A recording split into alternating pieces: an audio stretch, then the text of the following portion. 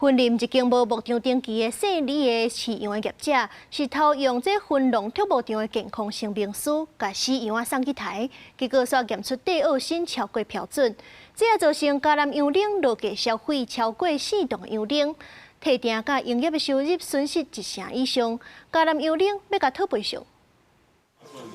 分林一個姓李的飼主冒用宜倫鄉分農畜牧場健康聲明書，7月初將南產的羊仔母送到分林縣肉品市場台的時，予人驗出肉品地奧辛超標。加在肉品也未流入市面，不過分農畜牧場是嘉南養冷來源之一，所以預防落價4噸的養冷，嘛造成特定率營業業損失達到1成以上。這個部分我們可能會啟動那個求償的動作。因為這個對我們嘉南養乳整個損失是造成非常大，而且我們的所有的經銷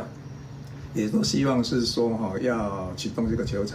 分林縣政府農業處表示，針對分農畜牧場甲姓李的飼主採樣檢驗，已被報告出來，分農畜牧場的養冷、飼料甲草料攏符合標準。不過姓李的飼主的草料地奧辛含量高過後面已經達。後續的各里程草料採集的地點，姓李的飼主是透過農業處表示會負責。理性飼主的部分那他會坦然的面對這樣子的相關後續結果那也會務實的來面對法律責任那有關地奧辛草料超標的部分他也表示願意會積極的來配合政府單位來追溯相關的來源。